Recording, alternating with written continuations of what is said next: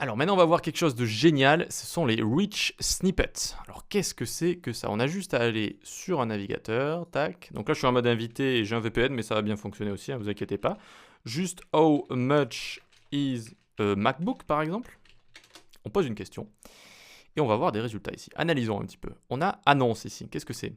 C'est quand on va payer Google pour apparaître en haut des résultats comme ça, avec Google AD. Ok? Donc là, ça a été payé par tous ces sites ici pour apparaître ici. Ensuite, on a un rich snippet ici. Eh bien, c'est ceci. Ça va être un bout d'interface comme ça qui va répondre à votre question. C'est ça qu'on appelle un rich snippet. Ça peut être du texte, ça peut être une image, ça peut être une vidéo, ça peut être une image et du texte, ça peut être une liste, un tableau, ça peut être plein de choses différentes, on va le voir ensemble. Et ici, là, on a juste du texte, tout simplement, et ça répond à notre question. Et ça, croyez-moi que ça booste vos nombres d'utilisateurs. Ils vont tout simplement aller sur votre site pour en savoir plus, et donc vous aurez énormément d'utilisateurs en plus. Alors certes, juste une partie de ces utilisateurs va juste regarder la réponse et va partir, mais vous serez tellement mis en avant que statistiquement, vous allez avoir beaucoup plus d'utilisateurs. Et donc ça fait un petit moment déjà que vous avez remarqué peut-être que ça vous met en jaune comme ça vous surligne directement la réponse à votre question. Voilà. Et donc on a ici la réponse à notre question. Qu'est-ce que c'est? Est-ce que sémantiquement c'est spécial? Donc là j'ai fait clic droit inspecter. Alors normalement la console, vous, elle apparaît, elle apparaît en bas directement, ici. D'accord, donc j'ai fait clic droit inspecter, ça m'a ouvert en fait ici les outils de développement de Chrome et ça m'a ouvert la partie Elements qui nous montre tous les éléments de la page ici. Et donc si vous voulez mieux vous y retrouver, vous pouvez faire clic droit. Alors là je suis déjà, mais imaginons j'ai scrollé, je fais clic droit et vous avez Scroll into View normalement. Break on, copy. Ah, c'est bizarre, tiens. Oups, j'ai cliqué sur Apple ici. Ah, je crois que c'est quand on clique plutôt sur ceci. Voilà, c'est ça. Il faut cliquer sur un élément HTML et pas juste sur du texte. Donc, par exemple, la div qu'on a juste ici. Et vous faites scroll into view et hop, ça va vous rescroller jusqu'ici. Donc, analysons. Qu'est-ce qui se passe ici? Alors, je grossis un petit peu. On a du texte, on a une balise strong. Alors ça fait partie des mythes avant. La balise strong, c'était meilleur pour le SEO. En fait, ça mettait en avant des keywords, des mots-clés. Okay, mais aujourd'hui, enfin ça fait maintenant longtemps, quelques années, que Google a dit ça ne sert plus à rien pour le SEO. D'accord, donc les balises strong, on les utilise juste pour styliser tout ça. Vous voyez, pour leur mettre juste un côté avec plus de gras pour le texte. D'accord, donc on a quoi? Du texte, strong, du texte, un lien et du texte. Rien de bien méchant, rien de bien compliqué finalement. Donc le plus compliqué ici, ça a été juste de répondre parfaitement à la question. Voilà. Donc pour apparaître dans ici les rich snippets, le plus important, ça va être de bien répondre aux questions. Mais comment on fait pour les trouver, ces questions déjà? Eh bien, mettez-vous dans la tête d'un Apple Addict, qui a un blog par exemple sur Apple, qui parle de toutes les nouveautés avec des articles, etc. Eh bien, vous avez envie, pour apparaître dans ces résultats de recherche, de répondre aux questions qui sont les plus posées sur Apple. Donc comment on fait? Eh bien, on va taper ici, par exemple, Answer the Public. Donc ça, c'est un site que vous pouvez mettre dans vos onglets, hein, si vous voulez. C'est un site assez sympa. Ou, alors ça me fait toujours délirer, ils ont mis un mec qui vous regarde ici. Normalement, il est animé, je crois. Oui, voilà. Et il vous dit d'écrire des choses dedans. Enfin, je trouve ça un peu bizarre, mais pourquoi pas.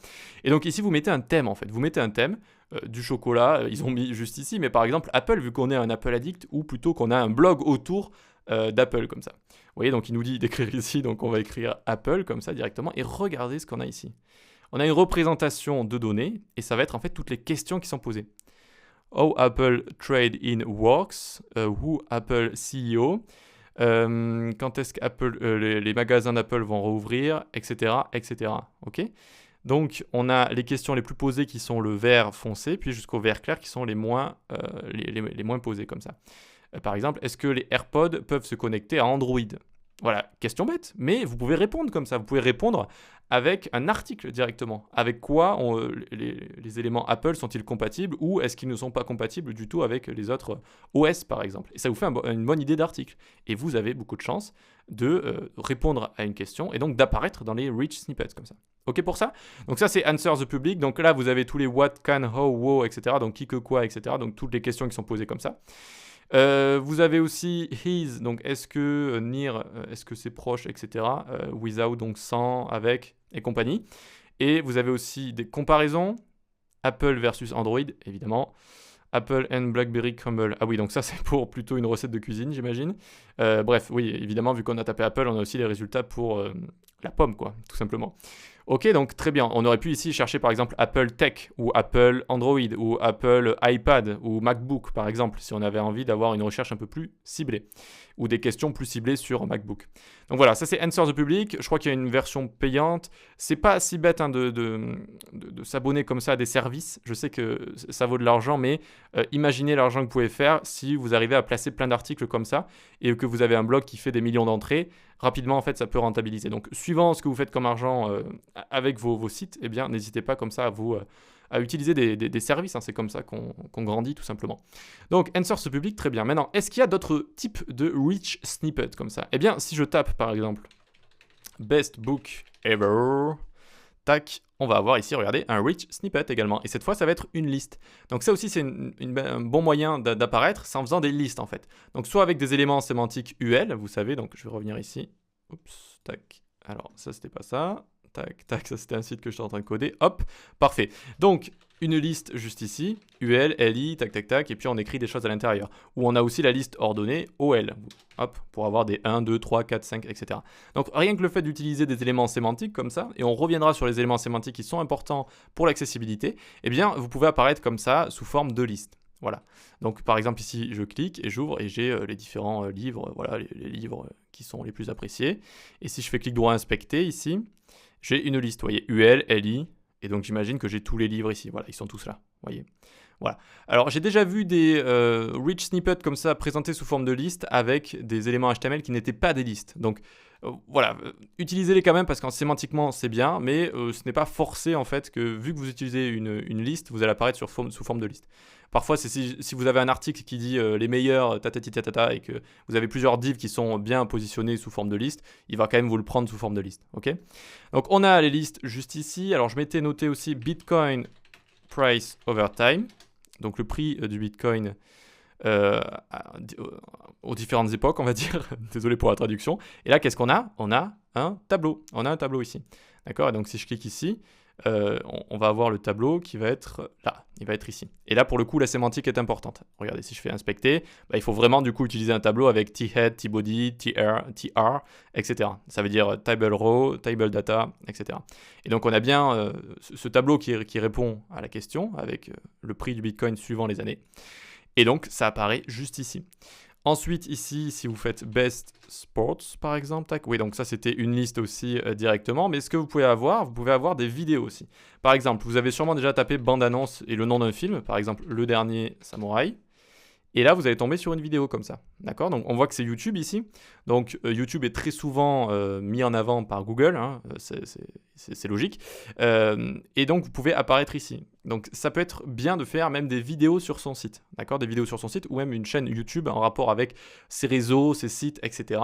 Ou si vous avez des clients, leur dire de faire des vidéos pour répondre aux questions. C'est très, très efficace comme ça. Parce que la vidéo qui apparaît jusqu'ici, moi, je vous dis que tous les clics, la plupart des clics vont aller ici. D'accord? Il y a peu de gens qui vont descendre comme ça directement. Et donc, on voit qu'en dessous, on a Allociné ici. C'est un site qui est là depuis très longtemps en France.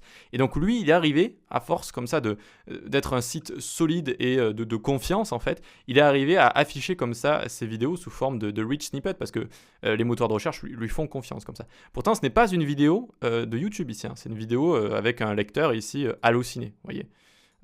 J'imagine que vous connaissez déjà. En général, j'évite d'aller dessus, je regarde juste les bandes annonces sur Google. Voilà, donc les vidéos, c'est très important. Par exemple, moi aussi sur YouTube, j'ai réussi à me positionner. J'imagine quand on tape ça, effet clignotant CSS.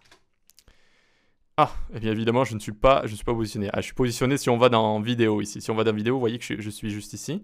Mais bon, j'imagine que si je tape React ou tutoriel React en français ou quoi que ce soit, je n'ai pas trop cherché. Mais je pense que je suis positionné sur quelques-unes de mes vidéos YouTube ici. Voilà, donc les vidéos, c'est important. Ensuite, qu'est-ce qu'on peut avoir de très important également? Si je tape comment cuisiner un gâteau au chocolat, eh bien, je vais avoir des petites recettes comme ça. Et oui, et sachez que les recettes comme ça, ce sont des choses qui sont extrêmement cherchées. C'est un vrai marché, les recettes, avec Marmiton, etc. Et donc, il y a des rich snippets comme ça pour afficher ces recettes. Voilà. Donc, vous pouvez les afficher directement comme ça, ou avec des vidéos sur YouTube, évidemment. Mais vous voyez qu'on a ce rich snippet qui est assez spécial ici. Et il est assez spécial parce que, en fait, il faut utiliser une petite technique de Google pour apparaître parfaitement comme ça. Donc je me suis mis le lien à côté, je vous le mettrai en description des vidéos ou en fichier source. Et donc c'est afficher vos recettes sur Google ici. Ok, donc là on est sur la doc Google Central et ça vous explique pas mal de choses par rapport à Google si vous voulez. Et donc pour apparaître sous forme de recipe comme ça veut dire recette en français, eh bien, il faut, on descend, et regardez dans notre head ce qu'on a juste ici. Eh bien, on a ce script ici, avec type est égal application ld plus JSON. Et en fait, vous allez avoir ce qu'on appelle ici, c'est un fichier JSON, c'est un format JSON, donc un objet ici ensuite avec des propriétés valeurs, et les propriétés vont avoir notamment des petits guillemets autour.